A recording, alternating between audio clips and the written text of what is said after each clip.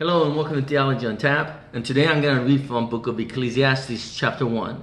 Now this book was written by Solomon, or at least somebody that knew Solomon very well, but it is the words and the wisdom of Solomon.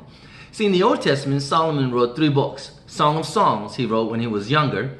He's talking about the passions of life, marriage, love, sex, all the good stuff of life. And book of Proverbs was written by him when he was like the king of Jerusalem, when he was the wisest of them all. And he talked about the meaning of life, how to live with God, what to stay away from. In fact, when I was growing up, my preacher, teacher, my parents, everybody said, you gotta read book of Proverbs. It is good for a young man to understand it. So we studied it, we read it, and a lot of good words in there, a lot of good advice. Then later on in his life, he wrote book of Ecclesiastes, right? Solomon is the preacher. He's calling us out, right? He's saying, assemble around me, gather around. I'm gonna teach you the real meaning of life. Now, some Christians believe that at the end of Solomon's life, he was old and he was bitter, because Ecclesiastes is, if you read it, it sounds somewhat negative, but I don't see it as negative at all. I think we have someone who is very wise, the wisest man that has ever lived in Jerusalem, but not only that, he has lived his life, so he has a better understanding, in my opinion, of what is important, what is not in life. Because, you know, when you're young, growing up, they say, you are the future of this world, and you have to find meaning in life. And we all want to do meaningful things. We have politicians who's talking about how they're going to help the world. Teachers that want to help us to grow and become, have a meaningful life. You know, people want to do things. And there are people who want to live out their legacies, right? Leave something behind. So we are looking for something like that, trying to find meaning in life. But at the same time, what the Bible tells us, what Solomon tells us is there such thing as a real meaning in life? Right? So I think it's really important, especially at this time when the country is divided. We got yellow jackets, yellow vests in Paris and other countries as well, who is rebelling and rioting against the government. We have economists who believe that we're living in a bubble and that it's gonna burst pretty soon and everybody's gonna go poor. And we have environmentalists who believe that we gotta get rid of, we as humans are responsible for the climate change, and we need to get rid of fossil fuel, and we need to get rid of cows, and all the pets, dogs and cats too, right? To protect the environment so that we could live on Earth peacefully and happily forever and ever. I guess that's the point. But the more that we learn about life, the more we live, the more we try to find meaning in life, it just seems everybody's pissed off, right? I think it's about time in 2019, we go back to God. Listen to what God has to say. Find a relationship with Jesus Christ so that we could really live out our lives the way that it's not just meaningful, it is good life. And I think Ecclesiastes chapter 1 is very important for us today. So let's read it together, and I'm going to comment on it as we go. All right, the word of preacher, the son of David, king of Jerusalem. Verse 2, vanity of vanities, says the preacher. Vanity of vanities, all is vanity. And vanity basically means useless, meaningless, futile, right? Waste of time. And what he's saying is that all things are just meaningless. Right? It sounds very negative, but I think it's really important for us to know that the more meaningful things we try to find in life, even those things are totally meaningless. And he tells us why. Verse 3, what profit has a man of all his labor at which he toils under the sun? What are the profits? And I know that in order to have what we call the pursuit of happiness, right? To be able to work and make a lot of money and enjoy the fruits of our labor. I think those are very important. Right? But what real profit are there for all the work that we do? And this is his answer. One generation passes away and another generation comes, but the earth abides forever. Right? And I think that's so important because, when Solomon was alive, I mean, if we have the history of the Old Testament. King David fought all the wars, and he defeated all his enemies, and that brought peace to Israel. Right? Then he hands it over to Solomon, who rules during the peaceful times. And he was so wise, he built up such great wealth. And the country was doing incredibly well. Well, what follows after that? Right? If you read that Solomon's kids didn't make it better from there, it actually made it worse. In fact, if you follow all the kings that followed, I think only one or two did something good in the eyes of the Lord, but everyone else did evil in the eyes of the Lord. You would think that somebody like Solomon, the wisest man that ever lived, if he were to give an advice and people listen to it, then the peace will continue on. But it doesn't. Why is that? Because generations come, it goes away, and the next generation come. So if I apply that to United States of America, you could look at the boosters, right? They fought the war, they brought peace to the United States and the world, and they're living out their dream in the United States. And their children, the next generation, because the boosters are like King David, right? And then the boomers are like Solomon. They built the system, right? The capitalism. We really worked on it, and it brought tremendous amount of wealth to the United States of America. It's everywhere, right? A lot of wealth, and very peaceful, very, very peaceful in America at least, right? Then what follows after that? Because our generation is going to pass away as well. Then what? Then what? Right? We have a lot of millennials who are believing that capitalism is too selfish and greedy, that we need to embrace socialism. It doesn't matter what has happened in the past, right? We could do it better. That's what they believe. And no matter how much we're going to try to change their minds and their perspectives and stuff, and hopefully we do, however, it might not work. Why? Because generations come and they pass away, and the next generation comes, and it really is up to them to decide what follows after that. That's life, right? It's kind of like, and he goes into other details in verse 5. The sun rises, sun goes down, hastens to the place where it rose, that from thence it may rise again. That's the sun, the circle of life, I guess. Time passes. The wind blows toward the south and turns about the north. It whirls continually and returns again according to its circuits. All the rivers run into the sea, yet the sea is not full. To the place from whence the rivers flow, thither they return to flow again. All things, because it goes on in circles, right? All things are wearisome.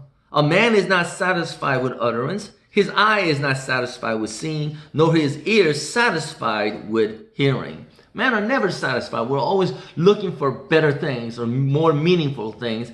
And generations come and generations go. Right? We just never understand how to just relax and enjoy the fruits of the labor from the past generation. We just want to change things, I guess, because we're never satisfied. Right? The thing that has been is that which shall be, and that which has been done is that which shall be done. There is nothing new under the sun. So whoever speaks and says, look, this is new, should know that it already has been in the ages which were before us. There is no remembrance of former generations, neither shall there be any remembrance of generations that are to come with those that will come after. I know we have history books now. I know there's like documentaries on TV and DVDs, and we could watch what has happened in the past. But the reality is most people forgets the past, right? That's why there's that quote, what we learn from history is that we don't learn anything from history, right? Because there is no remembrance. That's why I think there's so many people that says socialism is the way to go, regardless of the past, how it worked. There's no remembrance of that because we didn't go through it. We went through the prosperity of capitalism, so now we want to improve upon that. It's just the way it is. Generations come and generations go. Can we fight it? I mean, maybe we can, but most likely not, because generations come and go. Right? The preacher had been king over Israel in Jerusalem, and I gave my heart to seek and search out by wisdom concerning all things that are done under heaven, To be engaged in it is difficult task that God has given to the sons of man.